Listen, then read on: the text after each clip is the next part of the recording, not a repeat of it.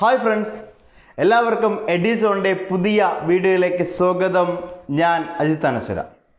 ഇന്ന് 10ാം class Malayalam medium ബാച്ചിന് വേണ്ടിയുള്ള ജീവശാസ്ത്രത്തിലെ രണ്ടാമത്തെ ചാപ്റ്ററിൻ്റെ 5ാമത്തെ ഭാഗ വീഡിയോ ആണ്.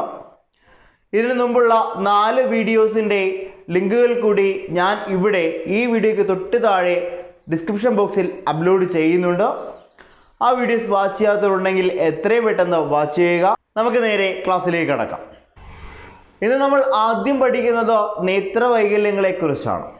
നേത്രവൈകല്യവും ആ നേത്രവൈകല്യം ഉണ്ടാകാനുള്ള കാരണവും അതുകൂടാതെ ആ നേത്രവൈകല്യത്തെ എങ്ങനെ നമുക്ക് പരിഹരിക്കാം എന്നുള്ള കാര്യവുമാണ് നമ്മൾ ആദ്യം ഇവിടെ പരിചയപ്പെടാനായിട്ട് പോകുന്നത്.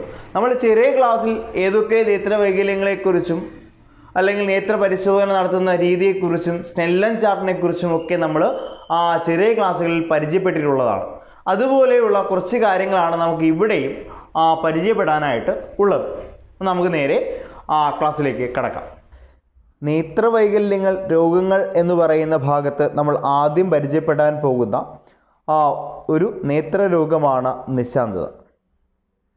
നിശാന്തത അഥവാ നൈറ്റ് ബ്ലൈൻഡ്നെസ് കാഴ്ചാവർണ്ണകങ്ങളിലെ ഘടകമായ റെറ്റിനാൾ വിറ്റാമിൻ എയിൽ നിന്നും രൂപം കൊള്ളുന്നതാണ് എന്നുള്ളത് നമ്മൾ കഴിഞ്ഞ ക്ലാസ്സിൽ പറഞ്ഞ കാര്യമാണ്. വിറ്റാമിൻ എയുടെ ലഭ്യത കുറയുമ്പോൾ റെറ്റിനാളിൻ്റെ അളവ് കുറയുകയും റോഡോപ്സിൻ്റെ പുനർനിർമ്മാണം തടസ്സപ്പെടുകയും ചെയ്യും. റോഡോപ്സിൻ എന്നത് ഒരു കാഴ്ചാവർണ്ണകമാണ് എന്നുള്ളത് നമുക്ക് അറിയാം. ഈ അവസ്ഥയിൽ മങ്ങിയ വെളിച്ചത്തിൽ വസ്തുക്കളെ വ്യക്തമായി കാണാൻ കഴിയാതെ വരുന്ന ഈ രോഗത്തെ നിശാന്തത എന്ന് അറിയപ്പെടും. നിശാന്തത അഥവാ നൈറ്റ് ബ്ലൈൻഡ്നെസ് എന്ന് അറിയപ്പെടും. റോഡോപ്സിൻ എന്ന് പറയുന്ന കാഴ്ചാവർണ്ണകമാണ് നമുക്ക് മങ്ങിയ വെളിച്ചത്തിൽ വസ്തുക്കളെ വ്യക്തമായിട്ട് കാണാൻ സഹായിക്കുന്നത് എന്നുള്ളതും നമ്മൾ കഴിഞ്ഞ ക്ലാസ്സിൽ പറഞ്ഞ കാര്യമാണ്. അങ്ങനെ റോഡോപ്സിൻ്റെ പുനർനിർമ്മാണം തടസ്സപ്പെടുമ്പോൾ മങ്ങിയ വെളിച്ചത്തിൽ വസ്തുക്കളെ വ്യക്തമായി കാണാൻ കഴിയാതെ വരുന്ന രോഗത്തെയാണ് നമ്മൾ എന്ത് വിളിക്കുന്നത്? നിശാന്തത അഥവാ നൈറ്റ് ബ്ലൈൻഡ്നെസ് എന്ന് വിളിക്കുന്നത്. രണ്ടാമതായി നമ്മൾ പരിചയപ്പെടാൻ പോകുന്ന രോഗാവസ്ഥയാണ് സ്ക്ലെറോഫ്താൽമിയ. വിറ്റാമിൻ എയുടെ തുടർച്ചയായ അഭാവം ഉണ്ടായാൽ നേത്രാവരണവും കോർണിയയും വരണ്ട് കോർണിയ അദാര്യമായി തീരുന്നു. ഇത് സ്ക്ലെറോഫ്താൽമിയ എന്ന അവസ്ഥയിലേക്കും തുടർന്ന് അന്ധതയിലേക്കും നയിക്കുന്നു. സ്ക്ലെറോഫ്താൽമിയയുമായി ബന്ധപ്പെട്ട ചിത്രമാണ് നിങ്ങൾ സ്ക്രീനിൽ ഇപ്പോൾ കാണുന്നത്. മൂന്നാമതായി നമ്മൾ പരിചയപ്പെടാൻ പോകുന്ന രോഗാവസ്ഥയാണ് വർണ്ണാന്ധത അഥവാ കളർ ബ്ലൈൻഡ്നെസ്. നിങ്ങൾക്ക് സ്ക്രീനിൽ ഒരു ചിത്രം ഇപ്പോൾ കാണാൻ കഴിയും. ആ ചിത്രത്തിനുള്ളിൽ എഴുതിയിരിക്കുന്ന അക്കം അഥവാ നമ്പർ നിങ്ങൾക്ക് വായിക്കാൻ കഴിയുന്നുണ്ടോ? കഴിയുന്നുണ്ടാവും അല്ലേ? ചുവപ്പ്, പച്ച, നീല എന്നീ നിറങ്ങളെ തിരിച്ചറിയാനുള്ള ഈ ചുവപ്പ്, പച്ച, നീല എന്നിവ പ്രാഥമിക വർണ്ണങ്ങളാണ്. അപ്പോൾ ഈ ചുവപ്പ്, പച്ച, നീല എന്നീ നിറങ്ങൾ തിരിച്ചറിയാനുള്ള കോൺകോശങ്ങൾ നമ്മുടെ റെറ്റിനയിലുണ്ട് എന്നുള്ള കാര്യം നമ്മൾ കഴിഞ്ഞ ക്ലാസ്സിൽ ചർച്ച ചെയ്തതാണ്. കോൺകോശങ്ങളുടെ തകരാറ് മൂലം ചിലർക്ക് ചുവപ്പ്, പച്ച നിറങ്ങൾ തിരിച്ചറിയാൻ കഴിയില്ല. ഈ രോഗാവസ്ഥയാണ് വർണ്ണാന്ധത എന്ന് പറയുന്നത്. ഇങ്ങനെ വർണ്ണാന്ധതയുള്ളവരെ സൈന്യത്തിലോ ഡ്രൈവർ, പൈലറ്റ് മുതലായ ജോലികൾക്കോ തിരഞ്ഞെടുക്കാറില്ല. അപ്പോൾ അതിന് കാരണം എന്തായിരിക്കും? നമുക്കറിയാം, നമ്മൾ വാഹനം ഡ്രൈവ് ചെയ്ത് പോകുമ്പോൾ അല്ലെങ്കിൽ വാഹനം സഞ്ചരിക്കുമ്പോൾ റോഡിലെ സിഗ്നലുകളിൽ വാഹനം നിർത്താൻ പറയുന്ന നിറം, സിഗ്നൽ ലൈറ്റ് എന്ന് പറയുന്നത് ഏതാണ്? ചുവപ്പാണ്. അതുപോലെ വാഹനം മുന്നോട്ട് പോകാൻ നമ്മളോട് ആവശ്യപ്പെടുന്ന നിറം ഏതാണ്? പച്ചയുമാണ്. അപ്പോൾ ഈ 2 നിറങ്ങളെ തിരിച്ചറിയാൻ കഴിയില്ല എന്നുണ്ടെങ്കിൽ പിന്നെ എങ്ങനെയാണ് അയാൾ ഡ്രൈവറായിട്ടോ അല്ലെങ്കിൽ പൈലറ്റായിട്ടോ ഒക്കെ എന്ത് ചെയ്യുന്നത്? തിരഞ്ഞെടുക്കുന്നത്. അപ്പോൾ അതിൻ്റെ കാര്യം നിങ്ങൾക്ക് മനസ്സിലായി കാണും. നിങ്ങൾ ഇപ്പോൾ സ്ക്രീനിൽ കണ്ടുകൊണ്ടിരിക്കുന്ന ഈ ചാർട്ടിനെ അല്ലെങ്കിൽ അക്ഷരം അടങ്ങിയ ഇങ്ങനെ വർണ്ണാന്ധത പരിശോധിക്കാനുള്ള ഈ ചാർട്ടിനെ വിളിക്കുന്ന പേരാണ് ഇഷിഹാര ചാർട്ട്. എന്താണ് വിളിക്കുന്നത്? Ishihara chart. വർണ്ണാന്ധത പരിശോധിക്കാനുള്ള ഇത്തരത്തിലുള്ള ചാർട്ടുകളെ ഇഷിഹാര ചാർട്ട് എന്നാണ് വിളിക്കുന്നത്. നാലാമതായി നമ്മൾ പരിചയപ്പെടാൻ പോകുന്ന നേത്രവൈകല്യമാണ് ഗ്ലോക്കോമ. കണ്ണിലെ കലകൾക്ക് പോഷണം നൽകുന്ന ദ്രാവകമാണ് അക്വസ് ദ്രവം എന്നുള്ളത് നമ്മൾ ഈ ചാപ്റ്ററിൻ്റെ രണ്ടാമത്തെ ഭാഗ ക്ലാസ്സിൽ പഠിച്ചതാണ്. അക്വസ് ദ്രവത്തിൻ്റെ പുനരാകിരണം നടക്കാതെ വരുമ്പോൾ കണ്ണിനുള്ളിൽ മർദ്ദം കൂടുന്നു. റെറ്റിനയ്ക്കും പ്രകാശഗ്രാഹി കോശങ്ങൾക്കും നാശമുണ്ടാക്കി അന്ധതയിലേക്ക് നയിക്കുന്ന ഈ രോഗം ഗ്ലോക്കോമ എന്ന് അറിയപ്പെടുന്നു. ലേസർ ശസ്ത്രക്രിയയിലൂടെ ഈ അവസ്ഥ പരിഹരിക്കാവുന്നതാണ്. നമ്മൾ അഞ്ചാമതായി പരിചയപ്പെടാൻ പോകുന്ന ഈ നേത്രവൈകല്യത്തെക്കുറിച്ച് നിങ്ങൾ എവിടെയെങ്കിലുമൊക്കെ കേട്ടിരിക്കും. തിമിരമാണ് നമ്മൾ അഞ്ചാമതായി പരിചയപ്പെടാൻ പോകുന്ന നേത്രവൈകല്യം. നമ്മളെ വീട്ടിൽ പ്രായമായ ആളുകളുണ്ടെങ്കിൽ നമ്മൾ കൃത്യമായിട്ടും ഈ ഒരു രോഗാവസ്ഥയെക്കുറിച്ച് കേട്ടിരിക്കാൻ ഇടയുണ്ട്. പരിചയപ്പെടുന്ന രോഗം ഏതാണ്? തിമിരമാണ്. കണ്ണിലെ ലെൻസ് അതാര്യമാകുന്നത് മൂലം കാഴ്ച നഷ്ടപ്പെടുന്ന അവസ്ഥയാണ് തിമിരം. ലെൻസ് മാറ്റിവയ്ക്കൽ ശസ്ത്രക്രിയയാണ് ഇതിന് പരിഹാരമായിട്ട് ഉള്ളത്. അടുത്തതായി നമ്മൾ പരിചയപ്പെടാൻ പോകുന്ന രോഗവും നിങ്ങൾക്ക് നേരത്തെ പരിചയമുള്ള രോഗം തന്നെയാണ്. രോഗത്തിൻ്റെ പേര് ചെങ്കണ്ണ് എന്നാണ്.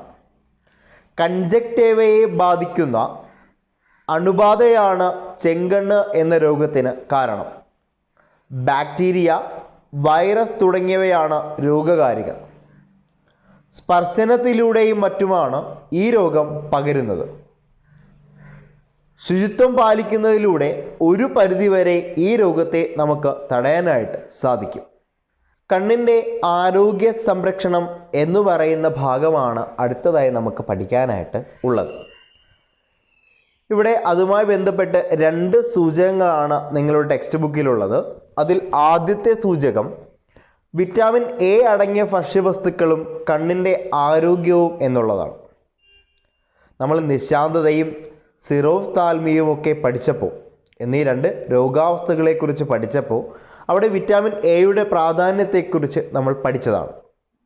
അതുകൊണ്ട് തന്നെ വിറ്റാമിൻ എ അടങ്ങിയ ഭക്ഷ്യവസ്തുക്കൾ, അതായത് ഇലക്കറികളും പഴവർഗ്ഗങ്ങളുമൊക്കെ നമ്മുടെ ഭക്ഷണക്രമത്തിൽ ഉൾപ്പെടുത്തണം എന്നുള്ളതാണ് നമ്മുടെ കണ്ണിന് ഏറ്റവും അനുയോജ്യമായ കാര്യം. അപ്പോൾ അങ്ങനെ വിറ്റാമിൻ എ അടങ്ങിയ ഭക്ഷ്യവസ്തുക്കൾ നമ്മുടെ ആഹാരക്രമത്തിൽ ഉൾപ്പെടുത്തുന്നതിലൂടെ വിറ്റാമിൻ എയുടെ അഭാവം മൂലം ഉണ്ടാകുന്ന രോഗങ്ങളെ ഒരു പരിധിവരെ നമുക്ക് എന്ത് ചെയ്യാൻ കഴിയും? തടയാനായിട്ട് സാധിക്കും. രണ്ടാമതായി അവിടെ പറഞ്ഞിരിക്കുന്ന സൂചകം മൊബൈൽ, കമ്പ്യൂട്ടർ എന്നിവയുടെ അമിത ഉപയോഗവും നേത്രാരോഗ്യവും. മൊബൈൽ ഫോൺ, കമ്പ്യൂട്ടർ, ടാബ്ലറ്റ് തുടങ്ങിയ ഉപകരണങ്ങൾ തുടർച്ചയായി ഉപയോഗിക്കുന്നത് മൂലം കണ്ണിനുണ്ടാകുന്ന പ്രശ്നങ്ങളാണ് കമ്പ്യൂട്ടർ വിഷൻ സിൻഡ്രോം എന്ന് അറിയപ്പെടുന്നത്. ഇത്തരം ഉപകരണങ്ങളുടെ സ്ഥിരമായ ഉപയോഗം ഫോക്കസ് ചെയ്യാനുള്ള കണ്ണിൻ്റെ കഴിവിനെ ബാധിക്കുന്നു. തലവേദനയാണ് ഇതിൻ്റെ മുഖ്യ ലക്ഷണം.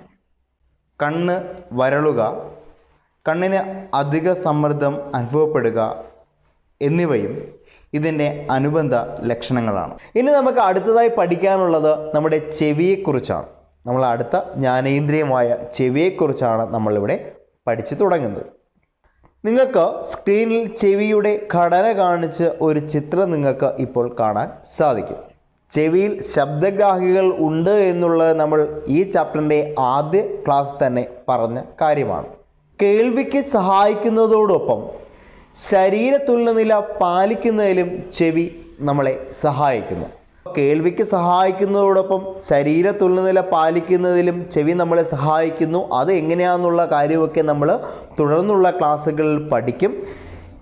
ഇപ്പോൾ സ്ക്രീനിൽ കാണിച്ചിരിക്കുന്ന ചിത്രത്തിൽ ചെവിയുടെ ഘടനയിൽ ചെവിയെ നമ്മൾ 3 പ്രധാന ഭാഗങ്ങളായിട്ട് വേർതിരിച്ചിരിക്കുന്ന നിങ്ങൾക്ക് കാണാനായിട്ട് സാധിക്കും. ബാഹ്യകർണമെന്നും മധ്യകർണമെന്നും അതുപോലെ ആന്തരകർണമെന്നും 3 ഭാഗങ്ങളായിട്ട് തിരിച്ചിരിക്കുന്നു. നമുക്ക് അതിൽ ഓരോ ഭാഗങ്ങളായിട്ട് പഠിച്ചു തുടങ്ങാം. ആദ്യം നമ്മൾ പഠിക്കുന്നത് ബാഹ്യകർണമാണ്. ബാഹ്യകർണത്തിൽ നമുക്ക് പഠിക്കാനുള്ളത് 3 ഭാഗങ്ങളാണ് ബാഹ്യകർണത്തിൻ്റെ ഭാഗമായിട്ട് നമുക്ക് പഠിക്കാനായിട്ട് ഉള്ളത്. 1 ചെവിക്കുട, 2 കർണനാളം, 3 കർണപടം. ഈ 3 ഭാഗങ്ങളാണ് നമുക്ക് ബാഹ്യകരണത്തിൽ പഠിക്കാനായിട്ടുള്ളത്. നമ്മൾ ചെവിക്കുടയെക്കുറിച്ച് പഠിക്കുന്നു. ശബ്ദതരംഗങ്ങളെ അടുത്ത ഭാഗമായ കർണനാളത്തിലേക്ക് നയിക്കുന്ന ഭാഗമാണ് ചെവിക്കുട. നമുക്ക് ചെവി എന്ന് പറയുമ്പോൾ നമുക്ക് പുറമേ കാണുന്ന ചെവിക്കുട മാത്രമാണ് നമുക്ക് ഓർമ്മ വരുന്നത്. അങ്ങനെ ഈ ചെവിക്കുട പുറമേയുള്ള ശബ്ദതരംഗങ്ങളെ ബാഹ്യകർണത്തിൻ്റെ അടുത്ത ഭാഗമായ കർണനാളത്തിലേക്ക് നയിക്കുന്ന ഭാഗമാണ് ചെവിക്കുട. ഇനി നമുക്ക് കർണനാളം പഠിക്കാം. ശബ്ദതരംഗങ്ങളെ കർണപടത്തിലേക്ക് അടുത്ത ഭാഗമായ ഏതിലേക്ക് കർണപടം എന്ന് പറയുന്ന ഭാഗത്തേക്ക് നയിക്കുന്ന ഭാഗമാണ് കർണനാളം. ഈ കർണനാളത്തിൽ രോമങ്ങൾ, കർണമെഴുക് എന്നിവ പൊടിപടലങ്ങളും രോഗാണുക്കളും ചെവിക്കുള്ളിലേക്ക് പ്രവേശിക്കുന്നത് തടയുന്നു. അടുത്ത് പഠിക്കുന്നത് എന്താണ്? കർണപടമാണ്. മധ്യകർണത്തെ ബാഹ്യകർണത്തിൽ നിന്നും വേർതിരിക്കുന്ന വൃത്താകൃതിയിലുള്ള നേർത്ത സ്തരമാണ് കർണപടം. ശബ്ദതരംഗങ്ങൾക്കനുസരിച്ച് കമ്പനം ചെയ്യുന്ന സ്തരം കൂടിയാണ് കർണപടം. നമ്മുടെ കർണപടം നേർത്ത സ്തരമായതുകൊണ്ട് തന്നെ മുതിർന്നവർ നമ്മൾക്ക് പറഞ്ഞു തന്നിട്ടുണ്ട്, ചെവിക്കുള്ളിൽ കൂർത്ത വസ്തുക്കളൊന്നും എന്ത് ചെയ്യരുത്, ഇടാൻ പാടുള്ളതല്ല എന്ന് നമ്മൾ കേട്ടിട്ടുണ്ട്. അടുത്തതായി നമ്മൾ പരിചയപ്പെടാൻ പോകുന്നത് മധ്യകർണത്തെക്കുറിച്ചാണ്. മധ്യകർണത്തിൻ്റെ ഘടനയിൽ നമുക്ക് പ്രധാനമായിട്ടും പരിചയപ്പെടാനുള്ളത് 2 പ്രധാന ഭാഗങ്ങളാണ്. ഒന്നാമത്തേത് അസ്ഥിശൃംഖലയും രണ്ടാമത്തേത് യൂസ്റ്റേഷ്യൻ നാളിയുമാണ്. അസ്ഥിശൃംഖല പരിചയപ്പെടുമ്പോൾ കർണപടത്തിൻ്റെ കമ്പനങ്ങളെ വർദ്ധിപ്പിച്ച് ആന്തരകർണത്തിൽ എത്തിക്കുന്ന ഭാഗമാണ് ഏത്? അസ്ഥിശൃംഖല. ഇവിടെ അസ്ഥിശൃംഖലയിൽ 3 അസ്ഥികളാണ് പ്രധാനമായിട്ടുമുള്ളത്. മാലിയസ്, ഇംഗസ്, സ്റ്റേപ്പിസ് എന്നിങ്ങനെ പേരുകളുള്ള 3 അസ്ഥികൾ. നമുക്കറിയാം, നമ്മുടെ ശരീരത്തിലെ ഏറ്റവും ചെറിയ അസ്ഥി എന്ന് പറയുന്നത് സ്റ്റേപ്പിസ് ആണ്. നിങ്ങൾക്ക് സ്ക്രീനിൽ ആ 3 അസ്ഥികളെയും ഇപ്പോൾ കാണാനായിട്ട് സാധിക്കും. ഇവിടെ മധ്യകർണത്തിൽ നമ്മൾ പഠിക്കുന്ന മറ്റൊരു ഭാഗമെന്ന് പറയുന്നത് യൂസ്റ്റേഷ്യൻ നാളിയാണ്. മധ്യകർണത്തെ ഗ്രസനിയുമായി ബന്ധിപ്പിക്കുന്നു. കർണപടത്തിൻ്റെ ഇരുവശത്തെയും മർദ്ദം തുല്യമാക്കി കർണപടത്തെ സംരക്ഷിക്കുന്നു എന്നുള്ളതും ആരുടെ ധർമ്മമാണ്? യൂസ്റ്റേഷ്യൻ നാളിയുടെ ധർമ്മമാണ്. ആന്തരകർണത്തെക്കുറിച്ചും കേൾവി എങ്ങനെ സാധ്യമാകുന്നു എന്നുള്ളതും അതുപോലെ തന്നെ ശരീരത്തുള്ള നിലയിൽ ചെവിക്കുള്ള പങ്കിനെക്കുറിച്ചുമൊക്കെ നമ്മൾ അടുത്ത ക്ലാസ്സിൽ ഡിസ്കസ് ചെയ്യും. അപ്പോൾ അടുത്ത ക്ലാസ്സിൽ കാണും വരെ എല്ലാവർക്കും ബൈ.